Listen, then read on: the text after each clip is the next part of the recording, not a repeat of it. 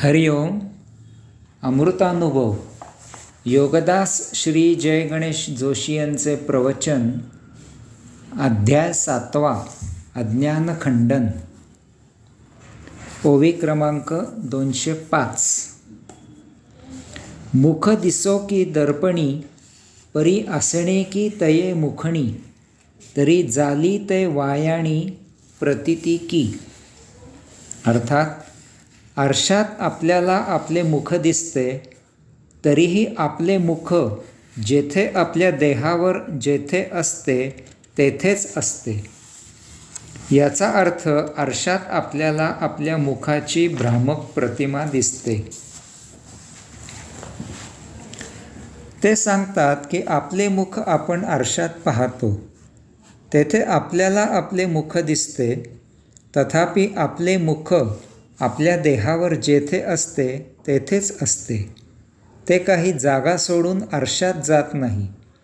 याचा अर्थ आरशात आपल्या मुखाची प्रतिमा दिसते, मुख नाही, आणि प्रतिमा असत्य असते, भ्रामक असते.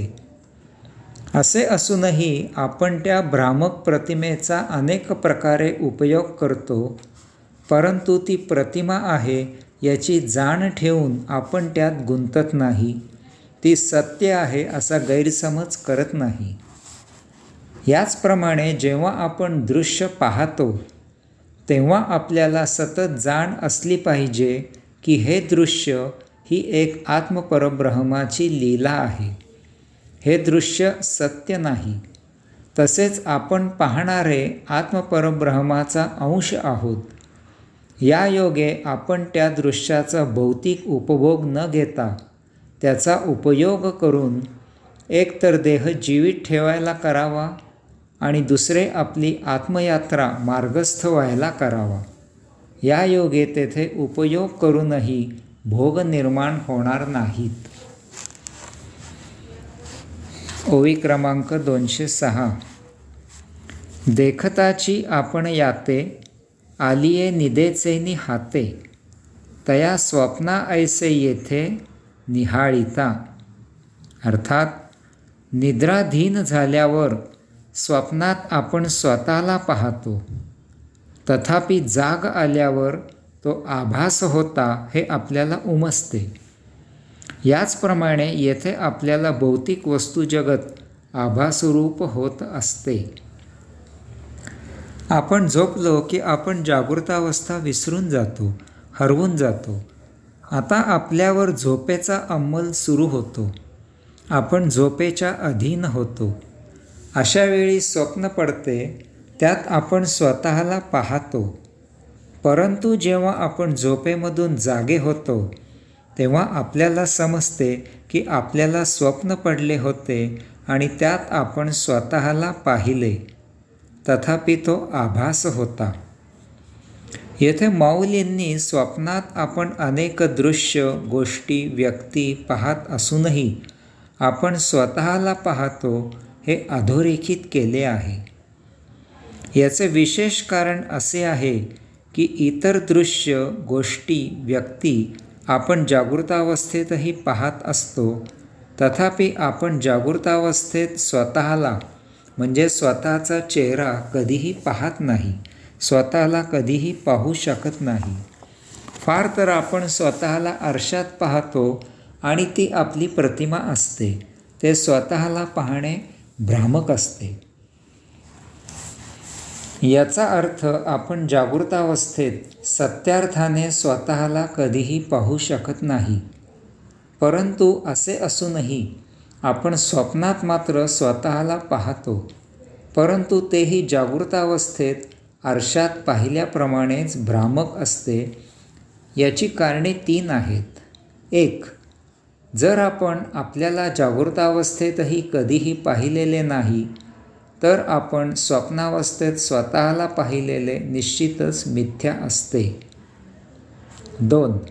स्वप्न हेच भ्रामक असते, यामुळे त्यात आपण स्वतःला पाहिलेलेही भ्रामकच असते. 3. आपण जे स्वतःला स्वप्नात पाहतो ते आरशात पाहिलेल्या आपल्या भ्रामक प्रतिमेचे मिथ्या रूप असते. याचा अर्थ आपण सत्यार्थाने स्वतःला कधीही पाहू शकत नाही.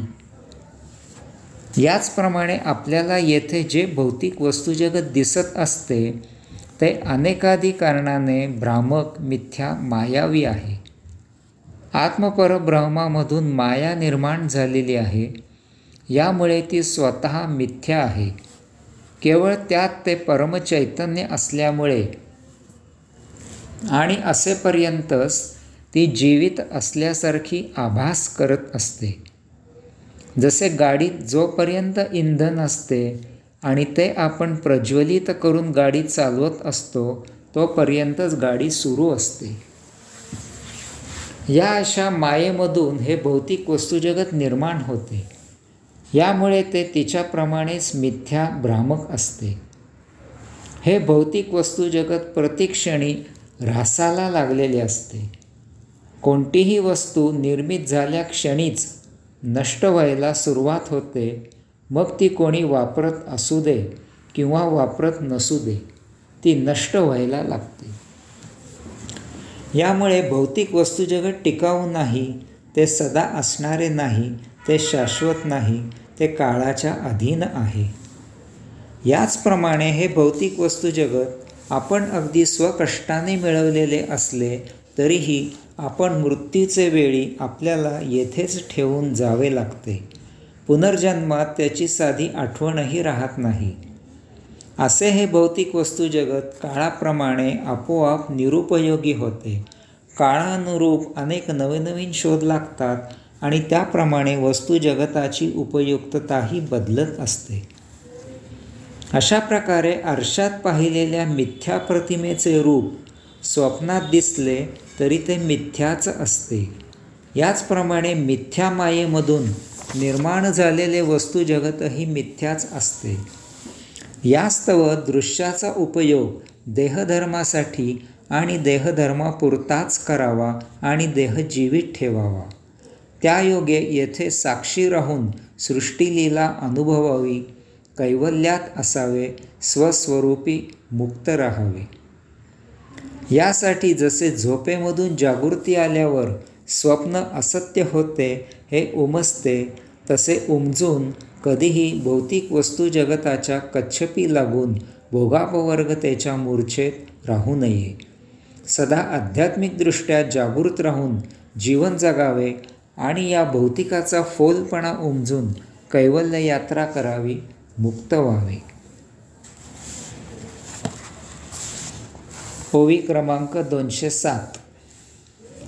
निद्रिस्त सुखासनी वाहिजे अनुवाहिनी, तो साचे काय तेसणी दशा पावे. अर्थात निद्रिस्त असलेल्याने सुखाने प्रवास करून त्या प्रवासाची मौज लुटली असे सत्यार्थाने होत नाही. माऊली सांगत आहेत की एखादा प्रगाढ झोपलेला आहे आणि त्याने झोपेत स्वप्नात जगातील सर्वात अत्याधुनिक सुखसोयींनी सुसज्ज असलेल्या वाहनामधून जगातील सर्वात उत्तमोत्तम अशा सौंदर्य स्थळांना भेट दिली आणि तेथे जगातील सर्वोत्तम अशी मौज केली, तरीही हे असे सर्व मिथ्या, भ्रामक आहे. कारण जेव्हा तो झोपेमधून जागा होतो तेव्हा त्याला सत्य वस्तुस्थिती ज्ञात होते आणि आपण प्रत्यक्षात काहीही प्रवास, मौज वगैरे केलेली नाही हे त्याला उमजते. याचप्रमाणे आपण येथे या भौतिक जगतात, या भौतिक वस्तुजगताचा आपल्यापरी सर्वोत्तम असा यथेच्छ उपभोग घेतो आणि स्वतःला धन्य समजतो. तथापि जेव्हा आपल्याला भौतिक झोपेमधून जाग येते, आपण आत्मसन्मुख होतो, तेव्हा आपल्याला आपलीच कीव येते की आपण आपल्या मानवी देहाचा, या अनमोल अशा मानवी जीवनाचा पूर्णपणे दुरुपयोग केला आहे. अत्यंत दुर्मिळ अशा मानवी जन्माचा नको असा वापर केला आहे. हा जन्म इतकी वर्षे वाया घालविला आहे. याऐवजी याच काळात असे हे आयुष्य जगण्यापेक्षा आपल्याकडून आत्मयात्रा व्हायला हवी होती. असे असले तरीही आता तरी आत्मयात्रेला सुरुवात करावी. प्रत्येकाची एक वेळ यावी लागते. उशिरा तर उशिरा योग्य दिशेने मार्गस्थ व्हावे हे उत्तम. यासाठी अध्यात्म सत्संग याला पर्याय नाही. हरिओम.